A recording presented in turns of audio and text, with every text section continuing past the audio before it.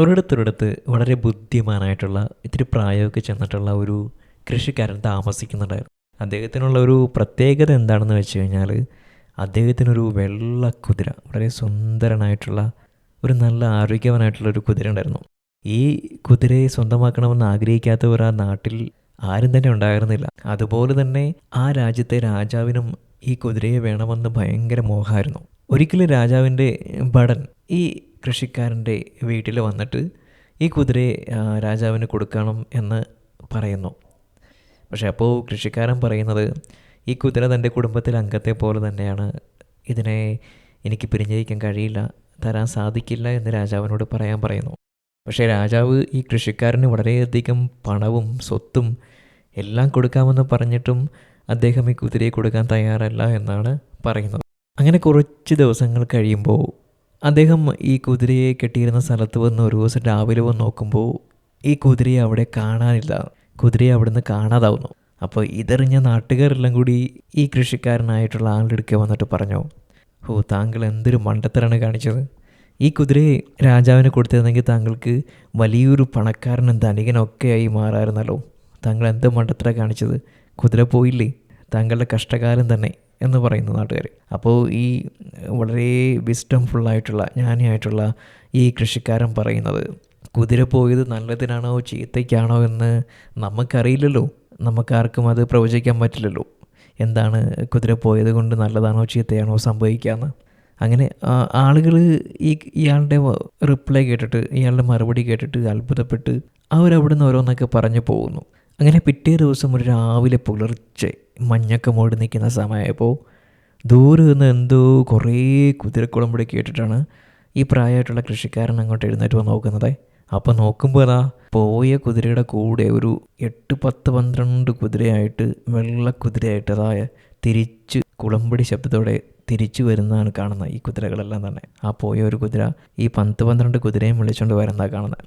So അപ്പോൾ പിറ്റേ ദിവസം ഇതറിഞ്ഞ നാട്ടുകാരെല്ലാം വന്നിട്ട് ഈ കൃഷിക്കാരനോട് പറയും, ഇയാളോട് പറയും, ഓ, താങ്കൾ ഭാഗ്യവാനാണല്ലോ, താങ്കൾക്കിപ്പോൾ ഒരു കുതിരയ്ക്ക് പകരം ഇപ്പോൾ 10, 20 കുതിരയോളം കിട്ടിയല്ലോ, താങ്കൾ ഭാഗ്യവാൻ തന്നെ. അങ്ങനെ അപ്പോഴും ഈ കൃഷിക്കാരൻ ഈ നാട്ടുകാരോട് പറയും, ഈ ഇത്രയും കുതിരയോ എനിക്ക് കിട്ടിയത് നല്ലതിനാണോ ചീത്തയാണോ എന്ന് ആർക്കറിയാം, നല്ലതാണോ ചീത്തയാണോ സംഭവിക്കുന്നത് ആർക്കും പറയാൻ പറ്റത്തില്ലല്ലോ. അപ്പോൾ നാട്ടുകാരിങ്ങനെ അന്തം വിട്ട്, ഇയാൾ പറയുന്നത് കേട്ട് അന്തം വിട്ടിട്ട് നാട്ടുകാർ പിന്നെ പോകും. അങ്ങനെ ഒരു ദിവസം ഈ കൃഷിക്കാരൻ്റെ മകൻ ഈ കുതിരകൾക്ക് പ്രാക്ടീസ് കൊടുക്കാൻ വേണ്ടിയിട്ട്, പരിശീലനം കൊടുക്കാൻ വേണ്ടി നിൽക്കുമായിരുന്നു. അങ്ങനെ കുതിരകളായിട്ട് ഇങ്ങനെ പ്രാക്ടീസ് കൊടുത്തുകൊണ്ടിരിക്കുന്നതിനിടയിൽ ഒരു കുതിര ഈ ഈ കൃഷിക്കാരൻ്റെ മോൻ്റെ കാലെ കയറി ചവിട്ടിയിട്ട് ഭയങ്കര മാരകമായിട്ട് പരിക്കേറ്റ് നടക്കാൻ വയ്യാതെയാവും ആൾക്ക്. അങ്ങനെ ആയി കഴിയുമ്പോൾ പിറ്റേ ദിവസം നാട്ടുകാരെല്ലാം ഇതറിയും. അപ്പോൾ നാട്ടുകാരെല്ലാം വന്നിട്ട് പറയും, അയ്യോ, ഈ കുതിരയെല്ലാം കൂടി വന്നത് താങ്കൾക്ക് വളരെ കഷ്ടകാലമായി മാറിപ്പോയല്ലോ, താങ്കളുടെ ആകെയുള്ള ഒരു മകൻ്റെ കാല് ഇതാ നടക്കാൻ വയ്യാത്ത രീതിയിലായിപ്പോയിരിക്കുന്നു. അപ്പോഴും ഇത് കേൾക്കുന്ന ഈ കൃഷിക്കാരൻ പറയുന്നത് എൻ്റെ മകൻ്റെ കാലിങ്ങനെ ആയത്, നടക്കാൻ പറ്റാത്ത ആയത് നല്ലതിനാണോ ചീത്തയാണോ എന്ന് നമുക്കാർക്കും പറയാൻ പറ്റത്തില്ലല്ലോ. അപ്പോൾ ആളുകൾ അമ്പരന്നിട്ട് അത്ഭുതപ്പെട്ട് ഇയാൾ എന്തായി പറയുന്നതെന്നൊക്കെ വിചാരിച്ചിട്ട് വീണ്ടും പോവും. അങ്ങനെ കുറേ നാൾ കഴിയുമ്പോൾ ഉണ്ടല്ലോ, ഈ അയൽ രാജ്യത്തെ രാജാവ് ഇവിടുത്തെ രാജാവുമായിട്ട് യുദ്ധം പ്രഖ്യാപിക്കും. സോ യുദ്ധം പ്രഖ്യാപിച്ചു കഴിയുമ്പം ഇവിടുത്തെ രാജാവ് പറയും, ഈ നാട്ടിലുള്ള യുവാക്കളെ എല്ലാം പിടിച്ചുകൊണ്ട് വരാൻ പറയും. കാരണം യുദ്ധത്തിൽ പങ്കെടുക്കാൻ ഭടന്മാർ കുറവാണല്ലോ, കാലാൾപ്പടകൾ വേണം.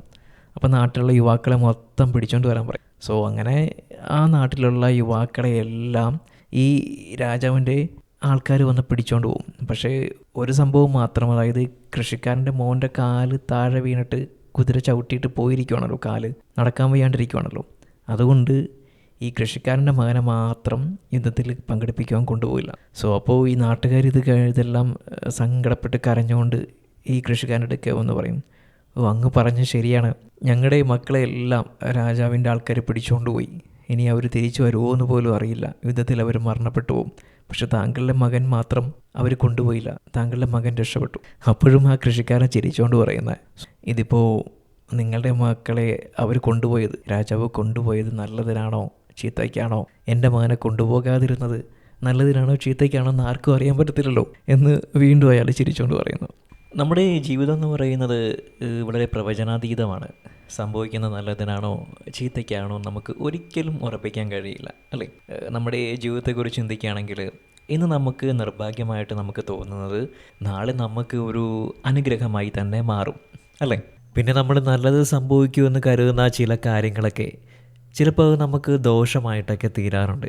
അപ്പോൾ നമ്മൾ ചെയ്യേണ്ടത് നമ്മുടെ ദൈനംദിന ജീവിതത്തിലെ ഏത് സാഹചര്യം ആയിക്കോട്ടെ, അതിനെ നമ്മൾ വിധിക്കാനോ അല്ലെങ്കിൽ നിയന്ത്രിക്കാനോ തിരക്ക് കൂട്ടാനോ ഒന്നും പോകാതെ ശാന്തതയോടെ എന്താണ് ജീവിതത്തിലേക്ക് വരുന്നത് അതിനെ അതേപടി സ്വീകരിക്കുക.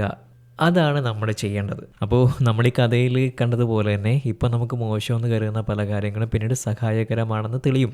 പക്ഷേ നമ്മളിപ്പോൾ നല്ലത് എന്ന് കരുതുന്ന കാര്യങ്ങൾ ചിലപ്പോൾ അത് വെല്ലുവിളികൾ നമുക്ക് നമ്മുടെ മുന്നിലേക്ക് കൊണ്ടുവരും. അപ്പോൾ എന്ത് വന്നാലും നമ്മൾ സന്തുലിതാവസ്ഥയിൽ തുടരുക. ഒരു നിഗമനങ്ങളിലേക്കും കുതിക്കാതെ സന്തുലിതാവസ്ഥയിൽ തുടരേണ്ട, സമാധാനത്തോടെ ഇരിക്കേണ്ട പ്രാധാന്യത്തെക്കുറിച്ചാണ് ഈ കഥയിലെ വൃദ്ധൻ നമ്മെ പഠിപ്പിക്കുന്നത്. അപ്പോൾ ഇതുപോലെ നമ്മുടെ ജീവിതത്തിൽ വരുന്ന എന്ത് കാര്യങ്ങളെ അക്സെപ്റ്റ് ചെയ്യാനുള്ള ഈ ഒരു മനോഭാവം, ആറ്റിറ്റ്യൂഡ് നമ്മുടെ ജീവിതത്തിൽ വരുമ്പോൾ നമ്മുടെ ജീവിതത്തിൽ സമാധാനവും സന്തോഷവും ഒക്കെ നമ്മുടെ ജീവിതത്തിൽ ഓട്ടോമാറ്റിക്കലി തന്നെ തെളിഞ്ഞു വരും, പ്രകാശമായി. Okay, all the best.